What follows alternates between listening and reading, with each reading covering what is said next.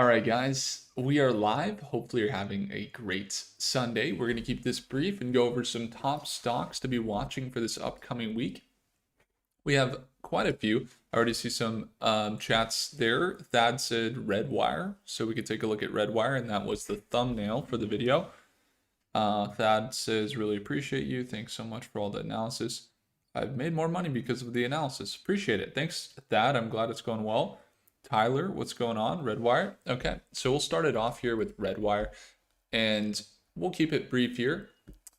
Really would like to get a grasp for what you guys are watching, so feel free to comment down below what ticker symbols you're watching right now. All right, so first things first with Redwire, we see them up 6% kind of in this after hours kind of prep here, getting ready for the upcoming week. We're seeing this this push up here towards the start of today. You can see them start to jump up to $9 a share. They had a support level. They were really holding around this $8 level, and we'll kind of get into this here as we saw them kind of break below momentarily. But we've been looking for this recovery on Redwire. We're looking for this type of move. See them push up here after hours up to $9 a share. And then we are looking for a target up into that $10 range for them to be in that 15 to 20% margin for profit. We have some long-term positions on Redwire. It's one of our favorite space tech companies, along with Rocket Lab and Black Sky and Lunar, and also AMD, because they provide the microchips for Starlink. And so when we're looking at Redwire currently is why they're one of our top companies we're watching. It kind of comes down to their tech. They have a defense company, and they have a lot of different defense technology. They work with aerial. I don't know if my screen's like not loading up their website correctly or something, but they work with aerial technology, and they also build solutions for space. You can see them get some other contracts recently. I was actually at the signing of this contract here in Colorado Springs when they signed a deal to be one of 14 prime contractors in a $2.6 billion deal through 2028. And so, as we're kind of jumping into the Redwire outlook, it looks like their stock has had a lot of growth as well. The reason that Redwire is like the main company from a space tech perspective as far as undervalued outlook goes is because we see their market cap right now.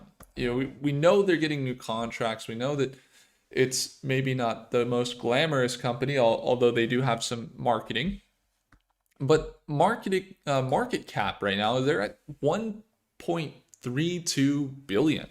Okay, so they're at 1.32 billion, but their balance sheet is at 1.5 billion in assets. So they got more money in their assets here than they have. They do have equity. Equity is lower, about $1 billion, and you could see their quarterly revenue though increasing. Their net income looking better, and you could see this in the last quarter they had kind of a rough net income, so they came in negative, so that's not looking good. But you see their overall revenue increasing. As a space company, you're going to want to look at the financials, and the financials look pretty good for Redwire.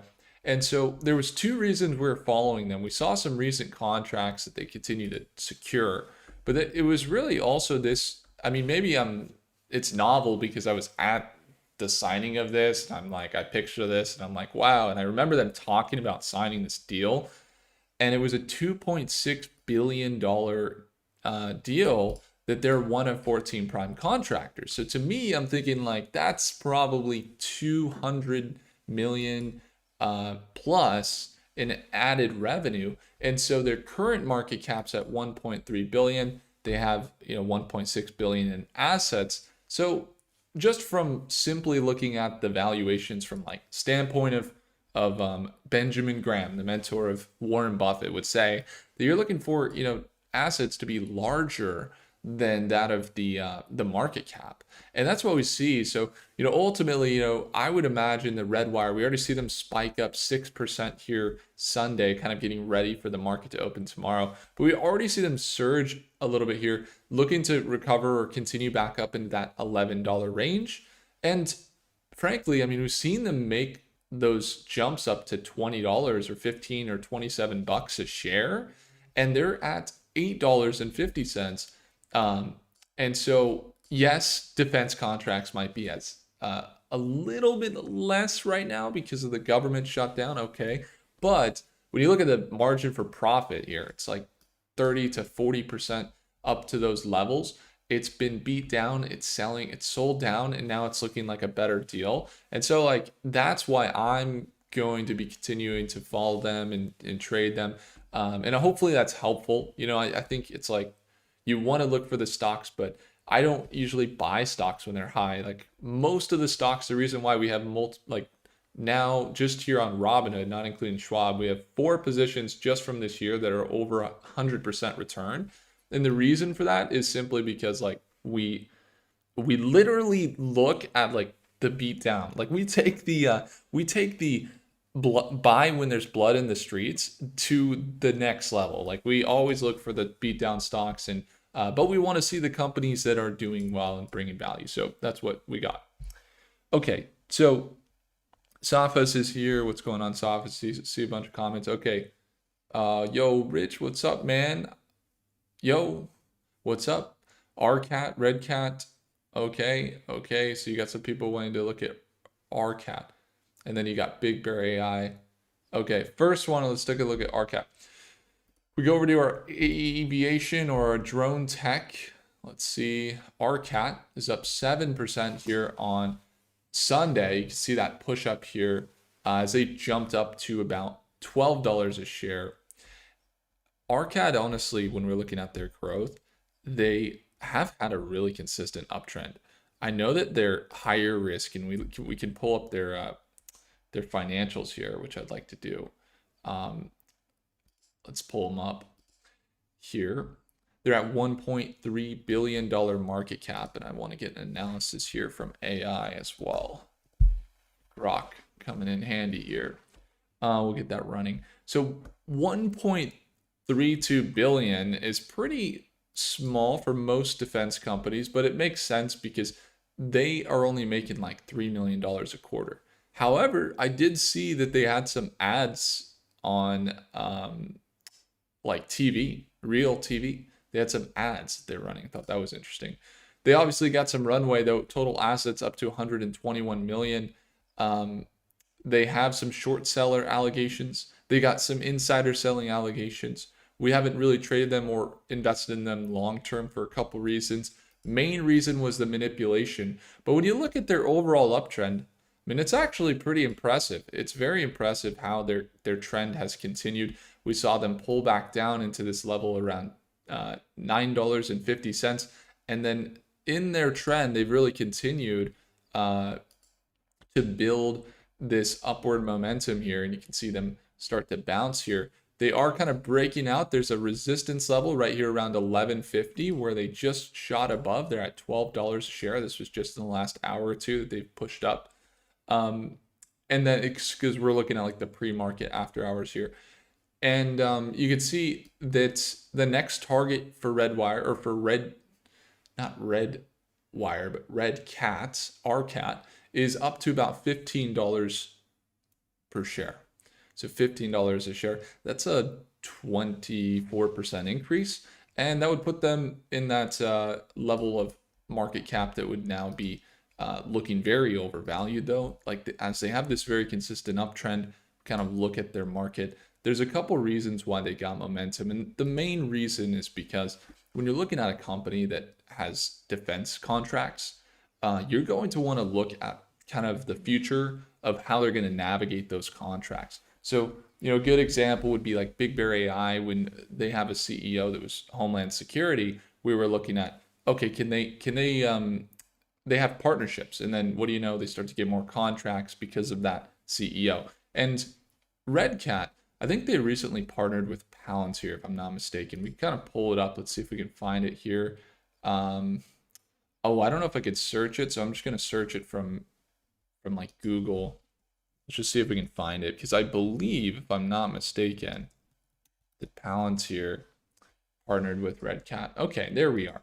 So Palantir actually ended up partnering with Red Cat to equip the Black Widow with autonomous visual navigation. So when you're looking at defense companies, you're looking for the innovative companies that can build value in the marketplace. And one of the best ways to do that is to have their own hardware. You look at one of the reasons Apple is so popular. It's like they have their own hardware. And Red Cat has their own hardware. And they're just kind of plugging in the Palantir outlook here. They're plugging it in as a solution for their drone tech. So they got drone tech and the fundamentals of what they're doing, the partnerships that they're doing. We haven't seen any big contracts. They've had these public offerings. They're raising money. And even with that Palantir deal, there weren't any values that were assigned to the deal. It was just they're partnered with Palantir. That's what's going on. We didn't get to see anything else. So when we're looking at this Red Cat deal here, they haven't had any catalyst that would noticeably increase their revenues. So their market cap's at 1.3 billion, and they're still not making any revenue. They're spending money on marketing. We see that they have the Palantir partnership, but when you look at the facts of what they have right now, yes, it's good they raised money, just haven't seen them make money. And so RCAT, if they can continue, let's say, this momentum and that this betting on as we see more investors jump into the stock despite not having revenues, their next target's going to be up around $15 a share, and that would be in their overall uptrend here. Okay. With this this look at their current surge into tomorrow, you could see them start to bounce here and looking to target that $15 range. They could also get rejected around this $11.50 price point. We've seen them get rejected back down to around $9 a share many times before. So just be careful, because that's it. When the stock moves, because it's such a small market cap, it can move really quickly. And this is a 15% drawdown to 20% drawdown if it can't hold that $11.50 price point. So kind of watching that level would be key. So what else do we got here? We got some good ones. Iran, how's everybody doing? We did do a full analysis on Iran yesterday. We could probably jump in again. Redwire, M. Ruley says, let's go Redwire up to $16 a share. We could see that. And let's see what else we got going on. Let's see, JZEV, BITF. All right. So let's do a quick review for the week here for Big Bear AI real fast, and then let's jump into it. Let's see. So Big Bear AI, this is an AI company that's focusing on deals like this. This is a .gov article, request for information. The TSA at the airports is looking for this type of technology. It's called biometrics, okay? So AI technology that is able to scan people at the entries and the exits of the airports. Now, Big Bear AI is one of the top contenders, okay? They have this technology where their market has been growing because big spending on defense contracts from the US government, and also the big beautiful bill. And then you get the travel and trade. So they have Department of Defense contracts. They're partnered with the US Army, although that contract is much smaller now. That's been kind of like cut. And so now they're kind of relying on building out their VeriScan technology, which is this facial scanner that's been deployed at many different airports. And I get messages, it's actually really helpful. I get messages from all of you guys, whether it's in Stockmates or it's here on YouTube. We've had some really interesting stuff where I ask you guys, hey, do you see the facial scanner? Because we were able to identify early, we started covering this stock around $1 a share. And we were able to identify early that they were deploying their AI technology, okay, we were able to identify months early because I had a bunch of people that were in my DMs on Instagram. And then also we were watching, you guys were all here on the chats, and people would say, hey, look at the partnerships that they're having. They've only announced like Denver International Airport it was at the time. But when I was looking at the comments, people were saying, "Hey, I just saw Big Bear at Charlotte. Hey, I just saw Big Bear over at JFK Airport. Hey, I just saw Big Bear at whichever one it was. Like I don't even know. I can't even remember really. But all I know is that if we look at where they deployed, okay, you kind of look at where they deployed. They've had deployments of their technology into major airports. And we knew this information before it even came out because we were able to see this. They didn't tell anyone. And then all of a sudden they said, hey, Big Bear AI has deployed enhanced technology at the following airports: Dallas, Denver, JFK, Los Angeles, Montreal. And then at that point, then we started to see them really rally. And that's when, that was right here in June. So we were already very well positioned. We saw them holding above this 200-day moving average. They were holding around that $3-4 a share. People kind of lost faith in them because they pulled back from $10 back down to, $2.80 or $2.30. And I had a position at $2.80 that I bought before the $10 surge. And I still hold that position. But when we were looking at that move, boom, that article came out. Then they surged back up to $8 or $9 in about a week. Okay, then we see them pull back down, and then this earnings came out, and they hadn't yet seen any revenue from all that infrastructure that they put out. So earnings, then they drop big, they continue to recover, institutions buy more, and then we haven't had their earnings come out. Now let me see what the earnings look like. We just released them in StockMate. If you guys ever want the earnings targets for the week, we release every single company that is in tech, AI, quantum, space, all that. Second link below. But here's some of the companies we got reporting this week.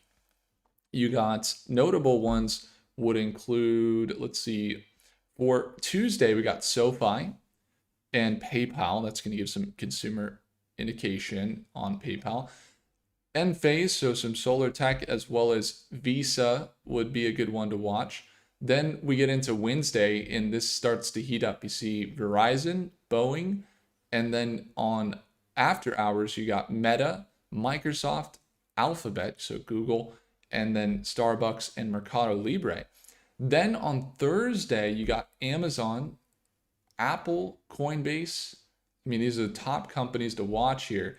And so we're going to see big market direction towards the end of this week as a result of these earnings. So we got some targets out for the companies. We just released them earlier here in StockMate. If you guys ever want those, we kind of release them all here, all the different estimates for what we're watching. And we got live trading happening in 13 hours if you guys want to join us tomorrow at market open. So again, that's the second link below. When we're looking at the financials for Big Bear and everything else, we're going to monitor closely because again, they're still waiting on their earnings. I think it's November 10th when they're going to be reporting earnings. So once earnings come out there, we'll have a better idea of overall stability. But we do see them hold this uptrend, and their nearest support level is here at about 650. They did push up here, you can see after hours towards tomorrow. And they're looking for the next target up into that $9 to $10 price point for Big Bear. Okay, so Big Bear is partnered with Redwire. We did a Redwire analysis just a few minutes ago. If you guys missed it, I do see some comments. You guys were like, Redwire, Redwire. But we just did that analysis in its entirety a second ago. And you missed it. It's never coming back, and you're never going to be able to see that analysis again, man. I'm sorry. I'm just kidding. You could see it if you just go back in the video, I think.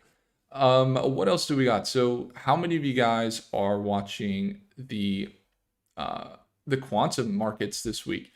And big time focus, Thad says CTM, JZev says BBAI. Financials are nothing to get excited about, Chris says. Yeah, there are some interesting outlooks on the financials, though. You should look at why they came in with the negative net income. We got about 28 individuals who are a millionaire in Stockmate, and I don't say that for like they're dumb millionaires. I've met them, for sure. But hey, we have some really smart fellers in here, and there was a gentleman named Michael Clark who did a really interesting outlook on Big Bear AI, detailing what the perspective was that he had. And he kind of talked about the goodwill impairment, which was the accounting write down, and the derivative liability, which is a big accounting write down there, adjustment of about 135 million, and how they actually came in with that big net loss on paper, and it looked worse than it actually was. So anyway, it could be worth a look just to double check that negative net income, because the revenue didn't dip huge. The revenue held okay around 32 million. And if they jump back up into that 50 million plus, this stock is going to be not at its current market cap. It's going to be much larger. So that's something to watch. CTM Thad says, take a look at CTM. All right, so CTM is a defense company, and I'm just to disclose, I have long-term positions in this company.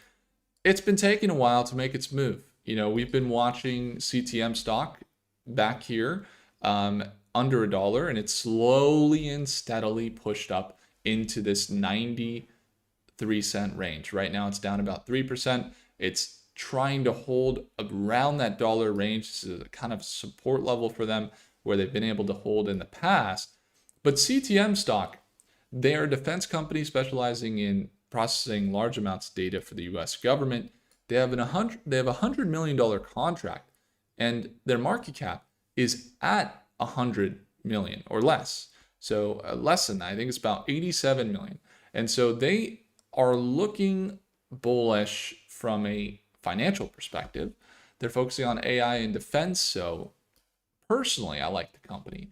But again, just to disclose, I hold the company. So, I'm not I have no agenda here. I have no agenda to tell you to buy it or anything like that. I mean, just simply looking at the market of defense, there's an anticipated surge in spending in defense in the near term. And then you got the market cap again, 90 million bucks. And then when we look at their revenue, so this is where it gets interesting. We could pull up a stock, what's a stock that recently went bankrupt? WOLF. Okay, you guys remember this stock, Wolfspeed? Everybody was going crazy, and we were like, no, thank you. They had more liabilities than assets. Do you see that? More liabilities than assets, okay? On the right. That would tell you normally that they're potentially going to go bankrupt, so that's kind of what happened. But when you look at a company here like Castellum, okay, $100 million market cap, look at their balance sheet. See how their assets are much greater than their liabilities? So they actually have about 3 or 4 times more in assets than they do in liabilities. And then their revenue has been increasing about 20% year over year, increasing here even quarterly. We see the annual has been doing pretty well there. So CTM stock is like this. There's no hype. I don't see any hype. You could search up the stock. There's no hype. I'm not hyping the stock. That's not my intention. But I'm invested in it because I see the financials and I say, well, if they just keep up what they're doing, this stock's going to be easily in the $300 to $500 million market cap. And that's actually a 3 to 5x from here. And so, it's just a smaller position I'm holding. I think maybe I got, 5,000 shares, something like that. And this recent announcement where they jumped into the agentic AI, I thought was interesting. And so anyway, holding the company, I think they're at the support level. They're still trying to sustain.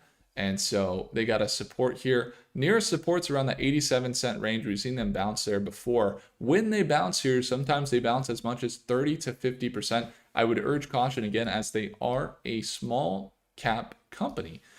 So they can fluctuate heavily in one day. So just be careful, and I wouldn't, enter anything without a plan, as we normally do. Just kind of giving you guys, we haven't seen any manipulation, although it does look like it pumped back here. That wasn't really the case. It was really only an influx of about 150 or 200 million dollars. So it really wasn't very much of an influx. It just kind of looks like a pump, but that hasn't been the case. It's been more of a steady market cap build since 2024. So that's kind of the currently what it looks like. What else do we got going here? We got CTM, okay, BBAI, JZEV, appreciate you, QUBT, Rigetti, QBTS, and QSI are currently holding. Let's take a look at them. So for the quantum market, and that red cat analysis was fairly bullish according to Grok, by the way. For the quantum watch list, we did analysis earlier today on Rigetti. We're looking at a near-term pullback for Rigetti. So we'll get some analysis going there.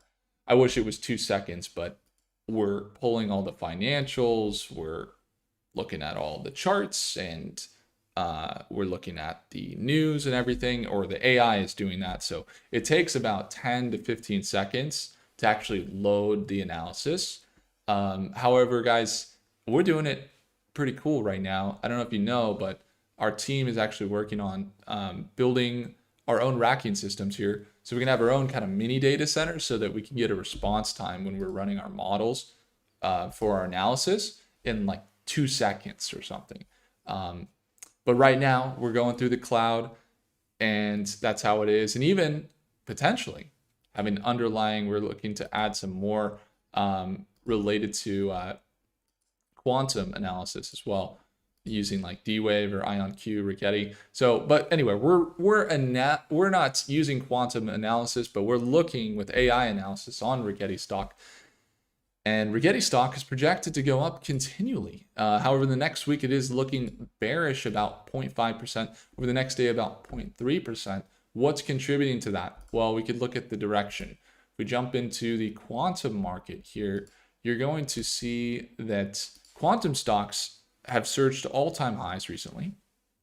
And we saw Rigetti jump up to $58 and then start to pull back down to about $32 a share before recovering back up here to about $40 a share.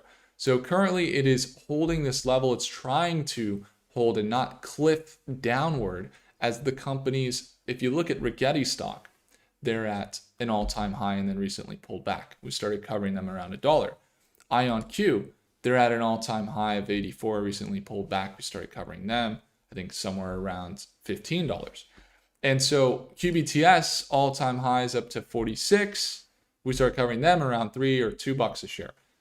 And they've all kind of bounced their recent previous resistance. So a lot of them have this previous resistance level, and then they kind of bounced, okay? And we see that right here, kind of previous resistance, bounce. Same thing with QBTS, the previous resistance there, here, and they kind of bounced it. So it's still bullish. In fact, a lot of them, if you kind of look here and you take a step back on IonQ or Rigetti, most of them still holding well above the 200-day moving average as quantum continues to build momentum. And you can see that just massive influx of capital from, we started covering them here in October, all the way, and this is most quantum companies, how they look, just this big surge. You can just see the volume increase over time and getting up into the $60 price point for IonQ. And the reality is for quantum, the quantum computing is going to be around for a very long time. It's been around for a long time. And I would challenge you, there was this great scientist I met at CES when this big dip happened. Do you guys remember this huge dip in quantum? NVIDIA CEO, let's see if I can pull it up. Will it let me? It was almost a year ago now. But this big dip, when every quantum stock crashed, anybody remember? Right after that announcement happened, I went to the actual event where it was spoken. The day after, I booked flights. I went there because I want to see what's up. And there was this great engineer, great scientist from IonQ. And I asked him this question. I said, you're you're you're right on the front lines. You're building the quantum computer. What do people not realize about quantum that they should realize that most people aren't thinking about quantum that you believe they should know? And I filmed it. It was on a video, and he said, the misconception with quantum is that they think it's like a fad or it's going to be here and come and go. But if you look at the technology around you, like the laser that's under my mouse, or the fact that you could turn on the flashlight or just touch the screen on your phone of the device or the computer in front of you, and it's a light that you're touching, and it's not hot and you're not getting burned. If you would have asked somebody or told them that they could do that like 100 years ago, they would think you're crazy. They think you're a witch because it didn't exist. And so like there's tons of examples of quantum technology right around us, from sensors to, lights and LEDs, and even transference of data through light and sound and all this. And so quantum is very much, all around us right now. And people are like, oh, it's quantum's just like a fad, or it's just coming and going. It's like, no, it's everywhere actually. And the fact that they have quantum computers is essentially like they're all kind of doing quantum in their own way. I could do an analysis for an hour on QBTS about the difference of quantum annealing to Rigetti with their 2 qubit gates. You could look at the ion Q setup, and you can look at their trapped ion technology. And these quantum computers, what you need to know is they're all kind of running in their own unique way. The quantum technology is essentially utilizing this untapped level of physics to compute things, and in turn potentially seeing massively more compute than what's traditionally seen on semiconductors.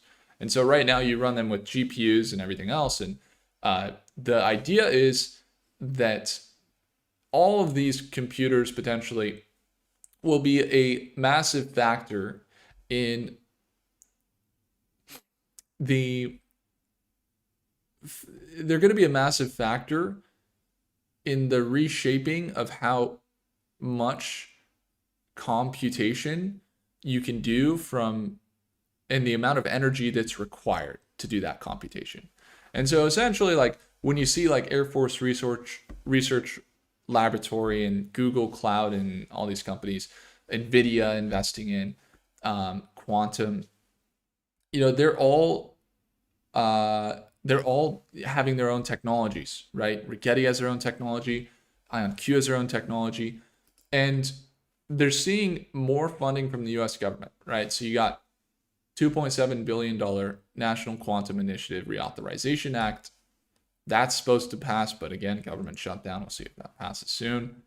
And then you got the big tech announcements. There was a recent tech announcement from the Google Willow chip, and the new announcement was pretty groundbreaking if you look at the recent news. Okay. And what I want you guys to realize is this. You look at the quantum breakthroughs. Google says we have the first verifiable quantum algorithm that's on hardware. So in the past, it was hard to materialize what's happening with the quantum computer, storing the data, having data storage, for example. And so the quantum computing technology is going to allow for companies to do things that we've never even thought of, basically. They're going to be able to solve things paired with AI that we most likely can't even imagine right now, but primarily right now it's like binding peptide proteins, finding cures for different diseases, maybe even things related to cancer, or finding ways to improve the lithium-ion battery, or how to scrub CO2 out of the air, or something like that. Like they're working on, or even in our case, as we're kind of working on developing, it's like using it for financial analysis. So I don't have any actionable, the reason I tell you this is because there's so much volatility, so many different factors that I'm just using AI analysis at this point because the quantum market has a sentiment in its back right now, and the sentiment is it's flourishing right now. And so we're looking at bullish momentum mostly in quantum over the long term. And then the short term, the volatility, there's going to be these value gaps, there's going to be these uncertainty moments. They might have a greater amount of people anticipating the next wave, that they'll stabilize to an extent and won't have as big of crashes as you might expect. And that's kind of what you look forward to with the companies. So like most targets, I hold long-term positions on these companies. I don't have any near-term targets. Do we trade them? Yes. If we see huge corrections at market open, then we trade them quite often. So guys, on this Sunday, we were able to check out a ton of data center companies, drone tech. What other companies would you like to see? Comment down below. I'll make sure to write them down here, and we can get some more analysis for you into the week. We got to check out some space tech, AI companies, and everything else. Comment what ticker symbols you'd like to see, and we'll have a look there. When it comes to our targets for this week, as I mentioned, we did release some targets over here. We have different earnings coming out and when the companies are reporting and what our targets are for those companies. We also got live trading happening in 11 hours. If you want to join this community, surround yourself with like-minded individuals, and then also get access to the targets. We're going live at market open tomorrow morning. We'll be there as we are every day, Monday through Friday. It is a separate live stream than here on the public YouTube. So if you'd like to join us there, it's the second link in the description below. When it comes to optimizing analysis, we like to visualize markets. And we like to look at, AI companies and how they're connected and visualize how they're developing. And this is a tool that I personally came up with and invented for us to optimize our analysis. Not only that, we've allowed it to collect the best data on the financial markets. So we get the SEC data, the insider trading data, the technical analysis, and we run that real-time data into the best AI models in the world. So we use Grok, OpenAI, Claude, Gemini, and we get analysis from those models. And our philosophy is that AI is going to improve, and we are at the forefront of that improvement. And if you have a desire to use AI tools in the future, and you'd like to learn more about how to do that, there is a link, I believe, in the first link in the description for a full breakdown on this system. And we're still in beta, but we're rolling out some very, very exciting analysis features. You can search any stock you want and get the projections over the next couple days, couple weeks, even up to a year at this point. And we have fundamental and technical analysis here. We got the government shutdown data. If you need that, you can always drag it in. We got SEC data, all the good things you need. Again, the first link below. SEC filings, you want to see what's going on there. The news hub, so you don't have to scrape the internet to try and find it. We do that for you and bring all the data for you, so you can get an idea of different impacts from different things that happen in the markets. How do they impact? Government shutdowns actually have a positive return, and we've seen that here since the government shutdown. SEC filings have a big impact, and we consider and synchronize that data into the AIs for that analysis for you. We got some really good company info if you need to do financial analysis. We have a future chart here that has projections that you can formulate, and you could search again any company you'd like there with any model that we have available currently. And they're the most premium models available: Grok, OpenAI, Claude, Gemini. And so you can actually lock in 1-year access, again, in the first link below. We'd love to have you there. And we do call every member. We work with you one-on-one. There's a training each week for how to use the actual system. So again, if you want to grab it, you know where to go. It's the first link below. Appreciate you all. If I earned your thumbs up, hit the like button. Do consider subscribing, guys. It's been amazing. Thank you so much for the support. Did you know we're almost at 30,000 subscribers? That's absolutely wild, especially just given that it hasn't even been a year really since we started. So appreciate you all. Thank you so much, and I'll see you in the next one. Take care.